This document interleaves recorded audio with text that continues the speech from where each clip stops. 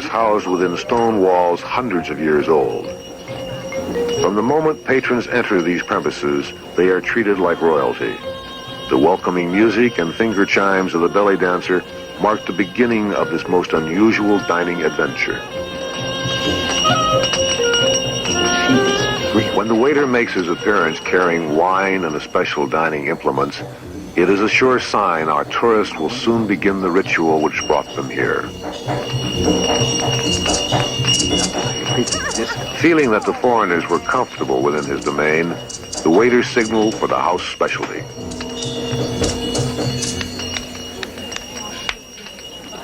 Good evening. Here's some good food and wine. As the monkey was brought down the hall and a toast to prosperity was made, the waiter presented the men with their tools of destruction. Good. Look at that little monkey. Why don't you touch him? I know it'll be great.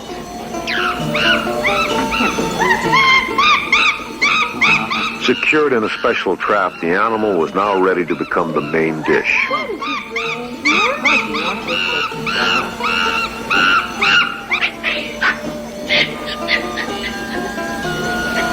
Following a few simple instructions, the men at the table were prepared for the kill.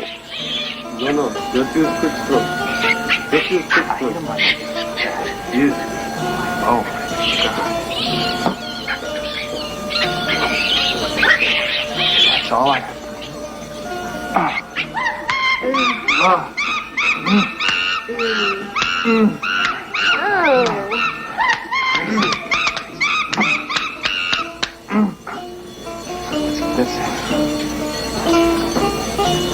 After a matter of seconds, the gruesome ritual had ended. The skull was carved open for the delicate brains inside. While this continued, it occurred to me that within the confines of this elegant restaurant, people were paying exorbitant prices to play the role of a hunter. A definite ritual had been established, and there was very little difference between what I had witnessed in this restaurant and the ceremony of the Maasai. The human being was killing for celebration, ready to devour the animal slaughtered. Throughout history, it was believed that by eating the brains of this sacred animal, a new source of wisdom would be inherited, bringing those who ate this delicacy closer to God. Well, I know. you don't have to eat anything you don't want.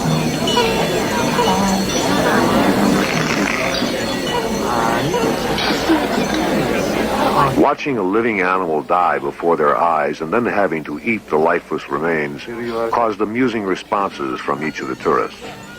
When I asked a man with a hearty appetite why he enjoyed the meal, he replied, "If I can get closer to God by eating brains, why not?"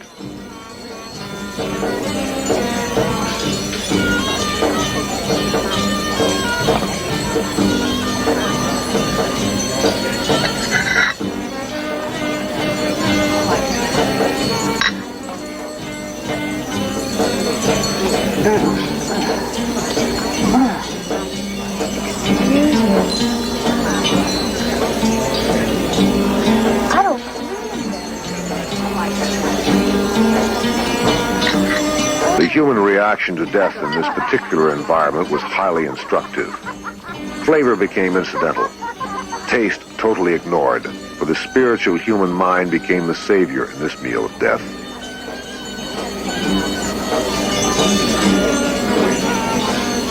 If none of you are going to play, I want to see.